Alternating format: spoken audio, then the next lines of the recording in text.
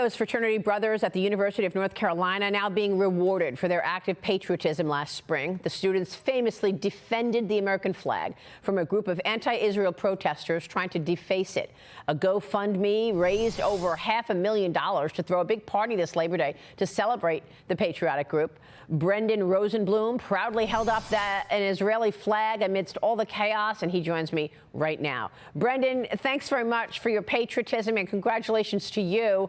Are you surprised by all the support and the recognition that you and your fellow fraternity brothers have gotten as a result of this? First of all, thank you so much for having me on. Am I surprised? Yeah, I think, we started with one or two people at that protest, just representing our beliefs and what meant a lot to us.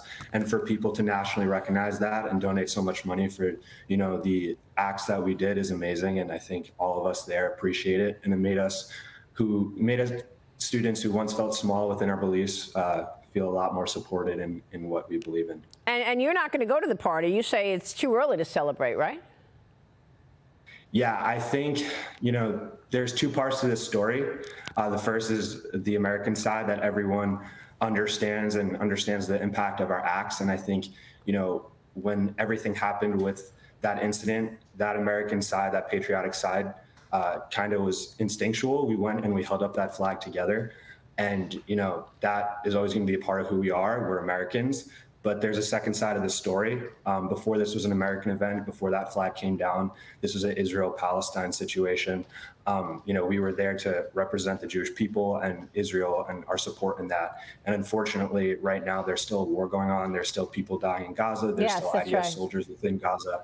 So it's important for me to still hold true to those beliefs. And right now, I don't think it's a time I can celebrate while that's still going on. Well, we're praying for all of those people. Brendan, we know that students are back to school across America this week. We're already seeing anti-Israel protests again, including a massive gathering at Cornell this week. Watch this.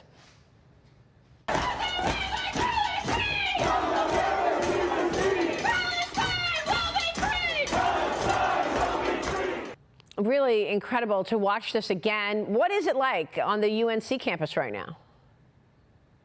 Yeah, I mean, first of all, it's a lot to see. It's a lot to handle. Obviously, these students have the right to protest. It's their God-given right. However, the problem is the radicalism that's promoted within these protests. There was a protest on campus the other day. I go to all the protests just to see what's being said on campus. And within their speeches, it's let's be the most radical. Let's say the most radical things.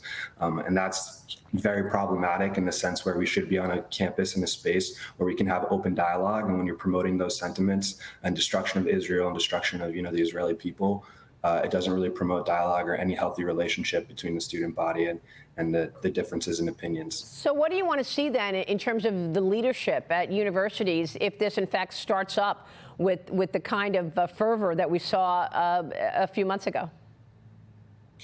I think that all I can ask for the university is to really just promote open spaces of dialogue, promote, civil discourse, and really trying to understand where people are coming from and the true experiences, rather than just yelling and screaming at each other and thinking that that's going to, make any change. The real change we can make is trying to understand our individual experiences and why we have our beliefs, rather than trying to promote radical views that doesn't really help anyone. Yeah, especially since we're supposed to have diversity views across universities.